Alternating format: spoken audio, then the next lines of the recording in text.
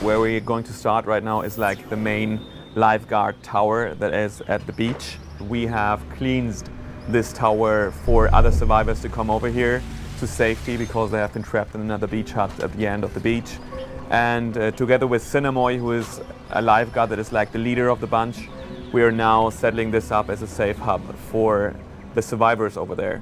And now that we have done that, we can actually talk to all those survivors, find out more about them, get quests from them and missions. You did good, my friends. We're safe now thanks to you. But we won't make it long without food. If help don't come soon, we're gonna have to head to town. I'll try and find a ride. Maybe you could see if anybody here needs help. So this is Cinemoy, that is the lifeguard that actually we have been talking about right now, that has pretty much saved us when we were back in the hotel. And from this point on, we could go everywhere pretty much because this is open world environment, so we can actually walk around here, go over there, take down the road at the beach, go up to the hotel, or just go up to the lighthouse where we do want to go at this stage. So for that reason, I'm right now going to talk to Dominic, and that is an NPC that is trying to repair the antenna on the roof of this tower. This is hopeless! I'm going to use a workbench and I'm going to repair my baseball bat.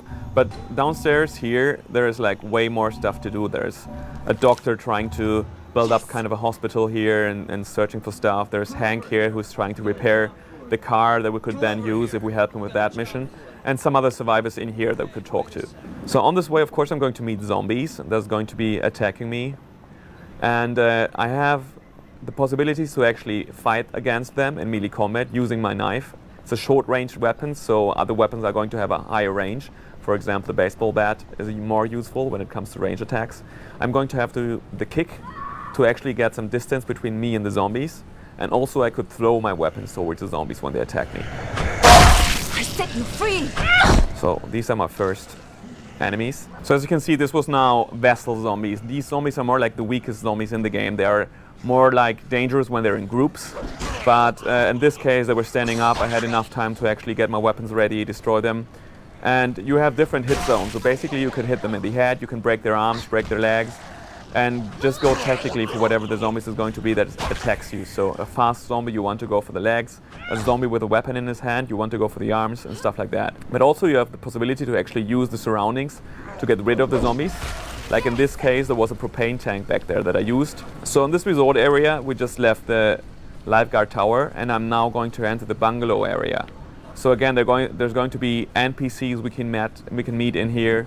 There's going to be zombies attacking us, and there's also going to be like side missions we can take on the way. So pretty much when I hit the zombies, I don't want to just run in and hack and slash because I'm going to run out of stamina at one point. So I want to be sure that I hit where at the head or the leg, wherever I want to hit to, and don't just like slice and slice and slice, because else I will be left defenseless in the middle of the fight because I have out of stamina. I'm going to get like in a defensive pose and nothing else is going to be possible for me. And now that I'm going to pass this bungalow, I'm going to see that there's actually a lady standing in there and she's asking for our help. In this case, I just don't want to help her. So I'm going to take her car and just leave her alone here.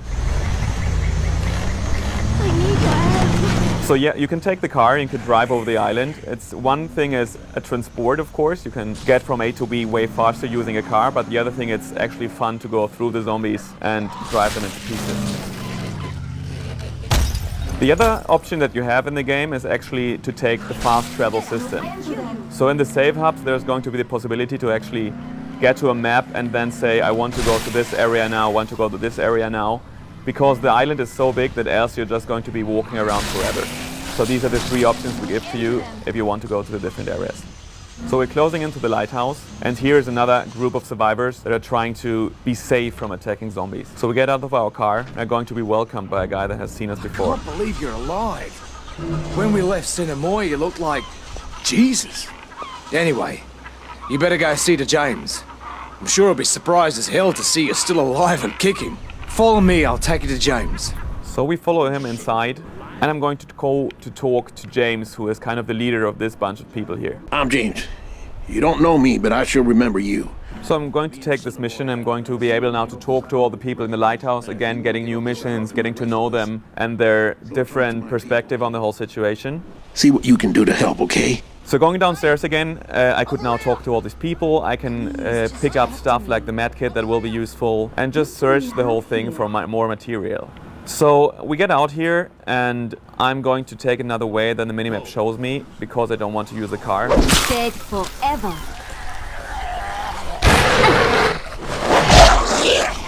So as you can see here, some people actually try to spell help us with suitcases and crates. And I break the leg there.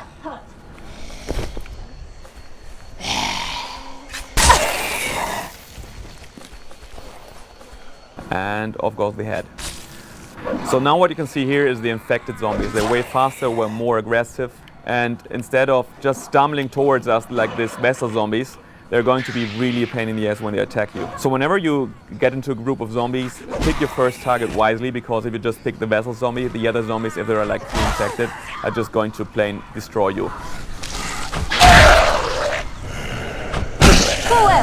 You hear her voice from time to time with a one-liner. What we want to do in the game right now is that in the beginning of the game she's going to be like more afraid, she's going to be like a little anxious, and later on when she has killed like 100 zombies, she's going to be like way toughened up and she's going to be way cooler when the zombies attack.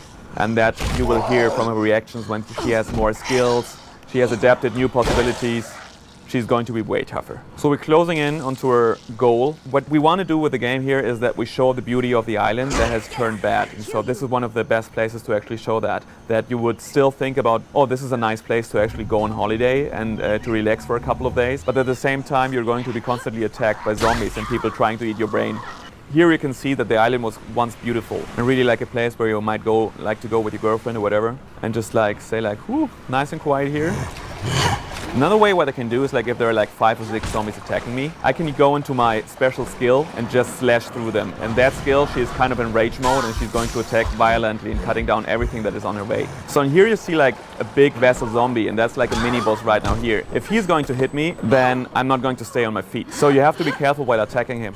In the background of the game, what is actually happening, there's a storm coming to the island. So now that we're going to swap on the city, you are going to see the sky is darker, there might be rain coming down. And so everything is going to be more destroyed because it's later on in the process of the story. So Moresby is kind of the capital of the island. It's like the biggest town there, and like all the real Banoi people live there. And so the vibe of this whole thing is not like tourists anymore. It's not going to be all people in bikinis and bathing trunks and stuff like that. So it's more going to be like the real Banoians.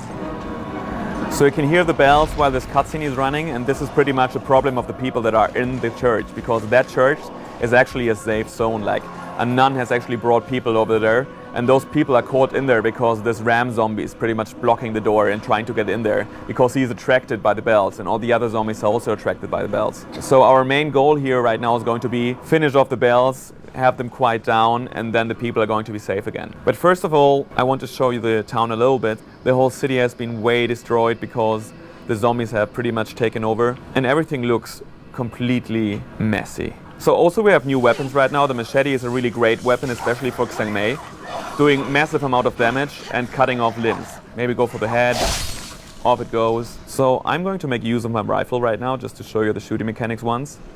But of course the game is trying to get mainly into melee combat because it's more realistic, and normally as a normal visitor on the island you're not going to be able to actually use pistols and guns all of the time, primarily because they're not there. So it's going to be focusing on melee combat, but we give it the option to also go into the rifle topic. So you can see, of course, the rifles are really effective, so we really keep it down to minimum because we want you to feel like you're really in close combat with a couple of guys who's they're trying to eat your brain pretty much. And this whole survival feeling is best with a melee combat. Set me free! There is another zombie that is actually really cool because you can use him in different ways. But when you get too close to him, what he's going to do is he's going to try to explode and take you down with himself.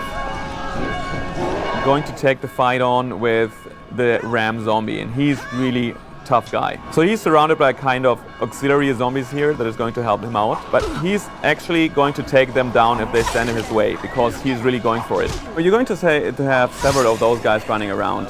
I mean, they have a background story and the reason that they are on the island, but it's not just going to be like one or whatever. It's the Lord's will that you be here. Agreed? So this is Helen, the nun that is actually taking care of this group, and she's asking us to now get rid of the zombie that is blocking the bell mechanics. Then we'll also build the sticky bomb craft that is pretty much a knife that has C4 on it. So when you throw it towards an enemy, it is going to explode when it gets stuck in the zombie.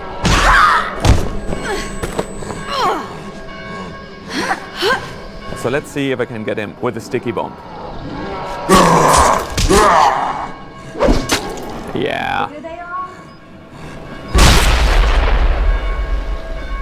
So this guy shouldn't do any more hurt. You can see again, gory mess here. But as you can see now, when we go out here, it's way darker. The weather has changed. We have now rain coming down. It's really moody right now. So from the whole sunny beach atmosphere that we had before, we are now in this completely destroyed city, and everything is dark and it's raining, and so we have completely different moods there.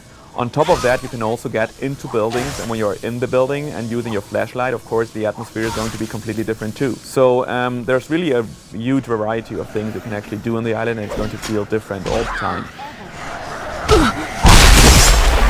A big island that leaves a lot of stuff to do, 25 to 30 hours of gameplay in there. We have 4-player co-op multiplayer in there. You can play the whole story with friends together. It's seamless, drop in, drop out. A lot of stuff to do, a lot of things to experience, 4 different characters, 4 different character classes. At E3 we're going to show you more of the city, and you're going to be playing multiplayer with 4 players, and you're going to have the full multiplayer experience there. We're looking forward to show you more moving on.